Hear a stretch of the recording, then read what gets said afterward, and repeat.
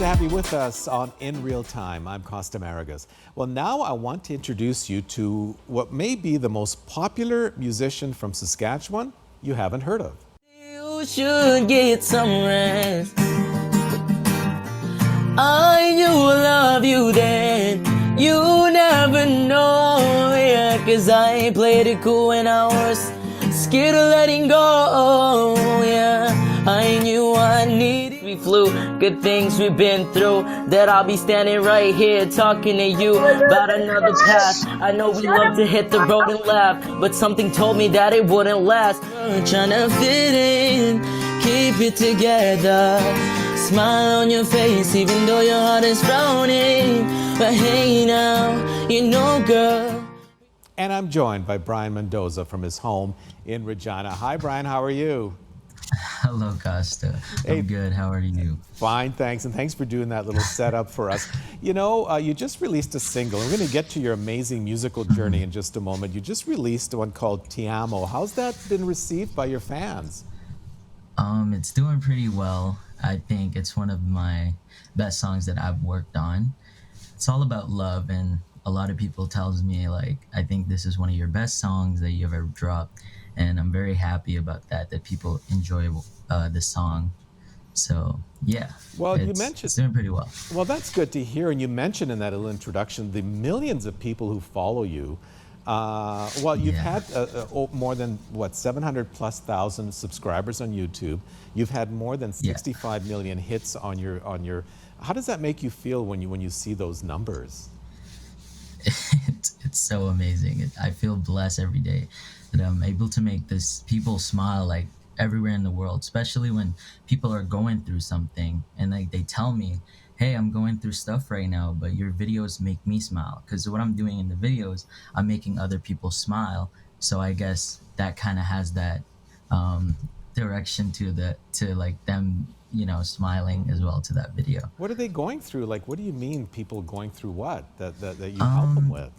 I guess, like, towards, like, this coronavirus, they can't really go out, and so them being at home and having that online, like, just being on the phone virtually, it's easier for them to just watch a video and just watch my videos and just be able to smile. And sometimes they go through something personally and they tell me throughout, like, DMs on Instagram or anything like that, and they just tell me, and then I feel blessed that I'm able to do that for them, basically. Okay. How you got to this stage of these millions of hits online? What got you into music in the first place? Definitely it's just listening to the radio when I was younger, and always being in the car with my parents driving us anywhere. It was just a way for me to kind of just, I loved it, like hearing sounds all the time, and, like, I'm always tapping, and just I always love music. If sometimes it gets annoying for people that's around me, but it's just something I really enjoy. I really love it. I like writing music. I like spreading music, and I guess how I really, like, got into music was more of, like, the people around me, because I was in church a lot when I was younger, and I would listen to the music, and people, like, I guess, like, the people I hear that plays music, it makes me just want to dance, or, like, I want to do that one day. And then I guess from that on, I just got onto music. And you grew up in Regina. You actually were born in the Philippines, correct? Yes. And you ended up, Yes, tell me correct. that story and how you ended up here. Okay, so yeah, my parents worked really hard for me and my sister to get here to Canada. So I was in the Philippines for, I guess, about, like, 8 years to 9 years, and then they worked hard for us to get here. And then from there on, I had to adapt and, like, go to school here and learn English. And then yeah, after that, we just been living here for, I think, almost 11 years. Yeah. And you got into the music, but at some point you saw this, you had this idea to post something online. What got you to do that? Okay, so when I was in high school, there was this talent show. Which school was that? It was in Miller. Okay. High school Miller. Yeah, in here. So There was a talent show, and one of my friends told me about it, and I'm a really shy guy, so it wasn't something I, would do. I would really just sit in class and do what I have to do in class. But I sang for my friend, and he knows I can sing and I could do all this musical stuff. Uh, but he told me like, "Hey, I feel like you should join this talent show." And I was like, I don't know. I don't know if I can do that, if that's something I could do. But from there on, I was like, he kind of just told me like, hey, you really have to do this. I feel like people need to hear your voice. And so I was like, okay, why not? I'll give it like a little try. And then we worked on a song, practice these little mashup. So mashup is like a bunch of songs combined into one song, basically. So that's what I worked on, and I wanted to perform it for people, you know, in that talent show.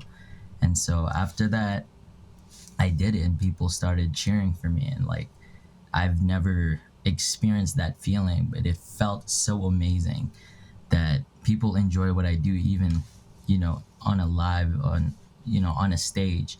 People enjoy that. So I wanted to take that onto YouTube. And from there on, I guess people started loving it as well, because the first time I uploaded my first video, it already got attention on YouTube, which was super crazy.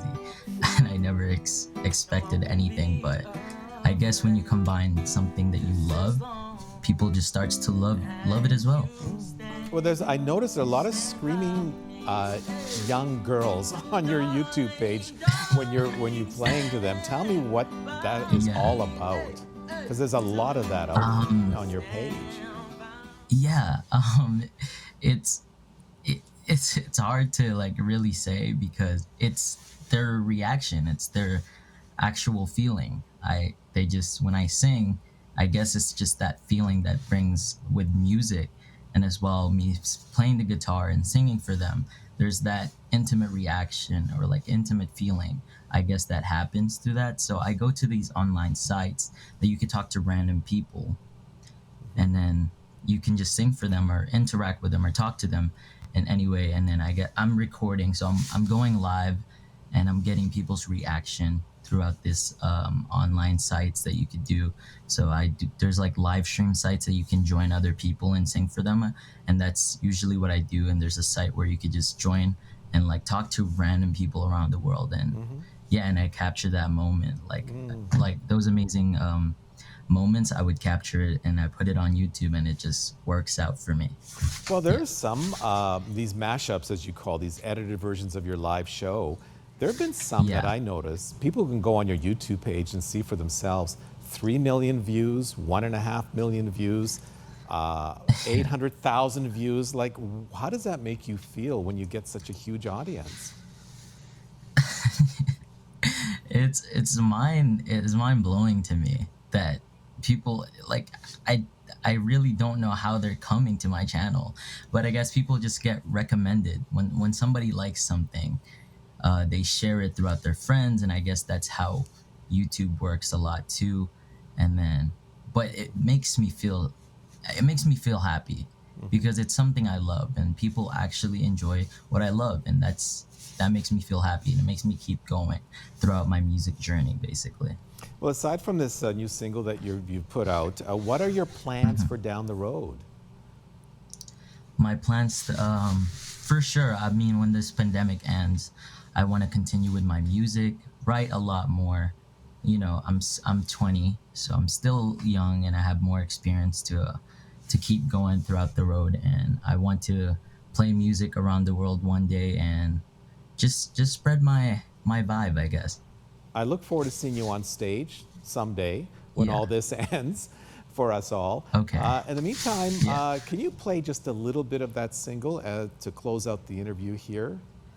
Yeah, for sure. And I actually want to mention as well. So, where I do my music, I work with PCB. He's my producer, and he manages my music.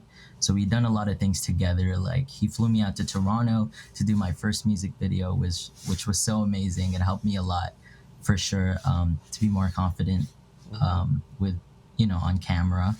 And so that happened, and I was very excited. It did pretty well on YouTube. And so, yeah, now we have this new song that we worked on. It's called Te Amo. I worked on it in Blue Recording Studio.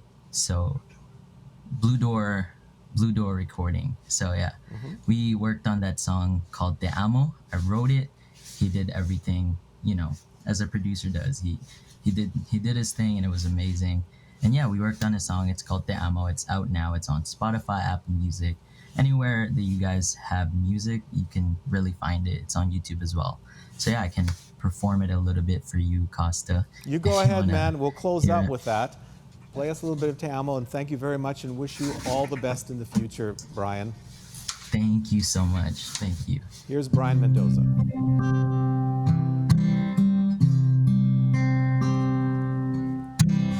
I can't get enough of you. This feeling of a dream come true. An emptiness desire missing. Baby, that is all I know. I just wanna see you smile. I'm willing to wait for a while. Hoping that I'll make you happy. Why do I need you so bad? Te amo, baby. I know I don't need go crazy. Let me get a little of your body. I need you more and more. Te amo, baby. I know I don't need go crazy. Let me get a little of your body. I need you more and more. There you go. Thank you so much, Brian. Happy holiday season to you, and all the best. Happy holidays to you too, Costa. Thank you for letting me in this interview. It was amazing. It's an My amazing pleasure. experience. I'm a little nervous, but Don't worry. We've seen a lot of you on YouTube. You don't get nervous that often. Take care, bud. All the best. Bye-bye. Thank you so much.